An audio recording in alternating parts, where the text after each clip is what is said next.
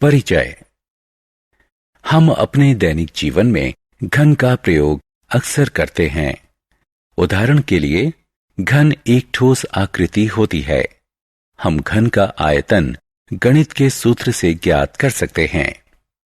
यह हमारे दिन प्रतिदिन के जीवन में सामान्यतः प्रयोग किया जाता है। उदाहरण के लिए, मान लीजिए कि आपके पास एक घनाकार डिब्बा है जिसमें थोड़ी मात्रा में तेल है। बॉक्स में कितना तेल है? आप घन के आयतन का प्रयोग करके आप तेल की मात्रा जान सकते हैं। उद्देश्य।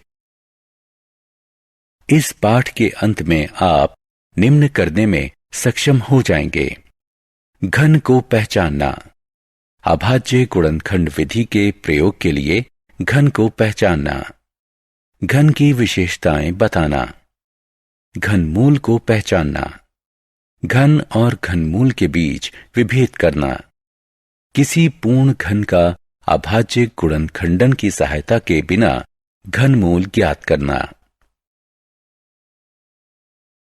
पूर्ण घन।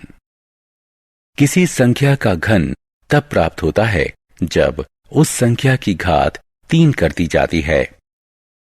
घन का आयतन बराबर है s घन के। जब किसी संख्या को उसी से 3 बार गुणा करते हैं तो हमें उस संख्या का घन प्राप्त होता है।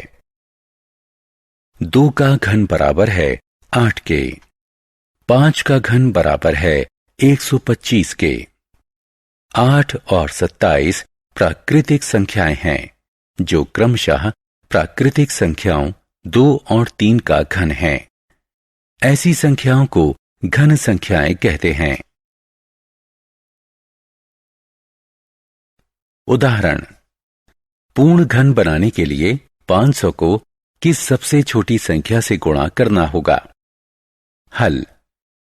हमने देखा है कि 500 बराबर है 2 घन गुणा 5 घन के। अतः गुणनखंडन को 3-3 के समूह में बनाने के लिए हमें 500 को 2 से गुणा करना चाहिए।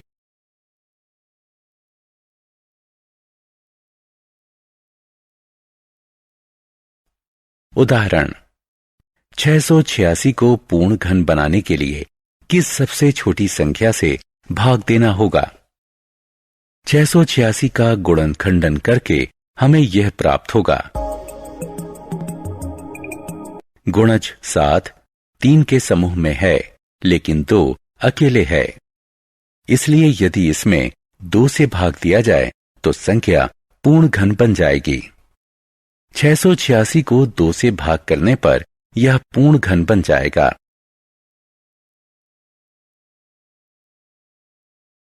संख्याओं के घन की विशेषताएं। सम संख्या और विषम संख्या का घन। यदि किसी सम संख्या को स्वयं से 3 बार गुणा किया जाए तो परिणाम एक सम संख्या ही होगा। उदाहरण स्वरूप, यदि एक विषम संख्या को स्वयं से 3 बार गुणा किया जाए तो परिणाम एक विषम संख्या होगा। उदाहरण स्वरूप, किसी प्राकृतिक सम संख्या का घन एक सम संख्या होता है। किसी प्राकृतिक विषम संख्या का घन एक विषम संख्या होता है।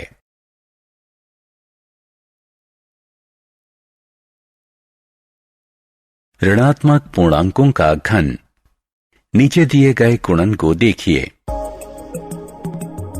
हम इस निष्कर्ष पर पहुंचते हैं कि ऋणात्मक पूर्णांक का घन ऋणात्मक पूर्णांक ही होता है। किसी परिमेय संख्या a/b का घन निम्न प्रकार से है: घनमूल। यदि 2 का घन 8 है तो 2 को 8 का घनमूल कहा जाता है। हम घनमूल को इस चिन्ह से प्रदर्शित करते हैं। घनमूल। किसी दी गई संख्या का घनमूल वो संख्या होती है जिसका घन दी गई संख्या के बराबर है।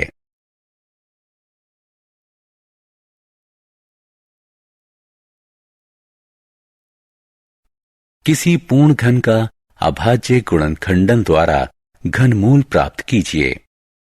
उदाहरण 1728 का घनमूल प्राप्त कीजिए।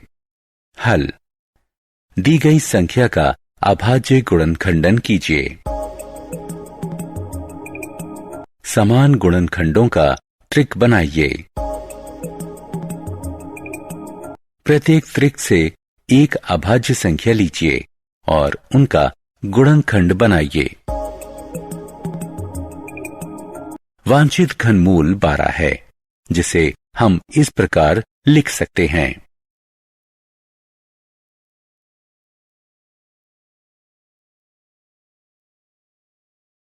ऋणात्मक संख्या का घनमूल। हमने देखा है कि ऋणात्मक पूर्णांक का घन भी ऋणात्मक पूर्णांक ही होता है। उदाहरण स्वरूप सामान्यतः यदि एक धनात्मक पूर्णांक है, अतः एक ऋणात्मक पूर्णांक का घनमूल प्राप्त करने के लिए इसके पूर्णांक का घनमूल ज्ञात कीजिए और उसके पहले ऋण का चिन्ह लगा दीजिए। उदाहरण स्वरूप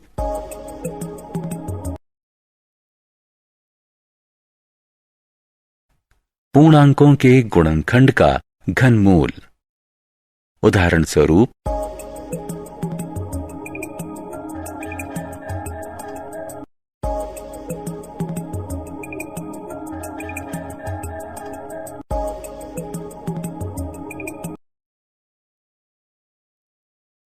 परिमेय संख्याओं का घनमूल हम पहले ही देख चुके हैं।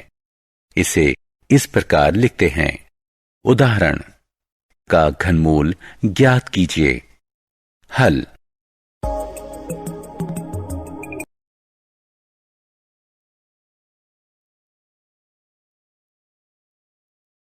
सारांश। आइए हमने जो कुछ सीखा है उसे संक्षेप में दोहराएं। किसी संख्या का घन उस संख्या की घात 3 होती है। घन संख्या या पूर्ण घन एक प्राकृतिक संख्या होती है जो किसी प्राकृतिक संख्या का घन होता है।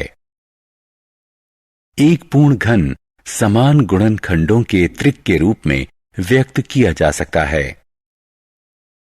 सम प्राकृतिक संख्याओं का घन सम और विषम प्राकृतिक संख्याओं का घन विषम प्राकृतिक संख्या होता है। ऋणात्मक पूर्णांक का घन ऋणात्मक पूर्णांक होता है। किसी परिमेय संख्या का घन इस प्रकार होता है।